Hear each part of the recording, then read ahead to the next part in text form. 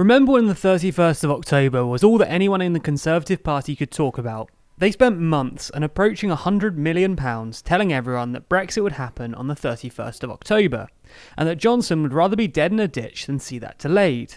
So it must have come as a huge relief to everyone when the 31st came and we could put all of this Brexit drama to bed. Actually, as you well know, that's not exactly what happened. Instead of ending Brexit, they decided to call a general election to try and settle this all. And really, this election is still all about Brexit.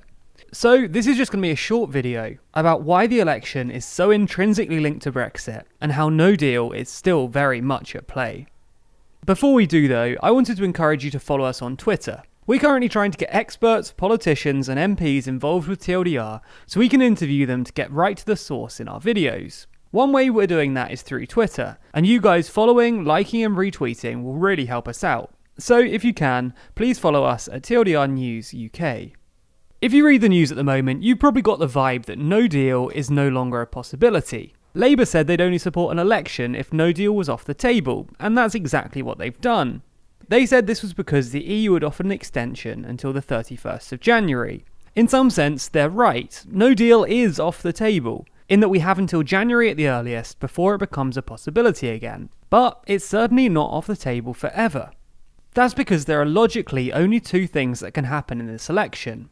Either the Conservatives win a majority, or they don't. We're not saying it's impossible for Labour or even the Lib Dems to win this election, just that those outcomes fall under the Conservatives not winning a majority. Anyway, so if the Conservatives do win a majority, they have about 20 sitting days before January 31st in order to pass Johnson's deal, which should be long enough. However, as we explained in detail in another video, even if the deal passes, that doesn't mean no deal is off the table. In fact, it might have increased the chances of no deal. In order to get everything across the line, it's looking increasingly likely that Johnson will need to ask for an extension to the transition period. Currently, the transition period ends at the end of 2022, but that date was set when people thought the UK would be leaving at the beginning of 2019. With the deal coming later than expected, the transition will need an extension if it's going to serve its purpose. The problem is that extending the deadline beyond 2020 means that it will cut into the EU's budgetary cycle beginning 2021. This will make for a very uncomfortable negotiation about how much the UK is expected to pay into the EU's budget. Because it's so uncomfortable, it's possible that an agreement won't be reached, and despite reaching a deal, it's possible that it won't be implemented in time, and the UK will still effectively crash out of the EU at the end of 2020.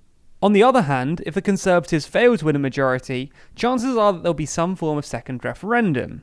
Even if the Conservatives try to form a coalition with smaller parties, like the Lib Dems, there's no way that the Lib Dems would agree to this without a second referendum. Any Labour-led coalition is also going to be going for a second referendum. So, essentially, if the Conservatives don't win a majority, chances are there'll be a second referendum.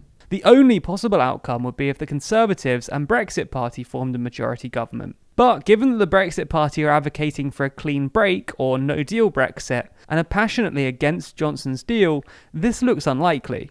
In a situation where no government could be formed, we probably just have another election, which would in turn need another extension. So if the Conservatives don't win a majority, we will still need an extension to Article 50.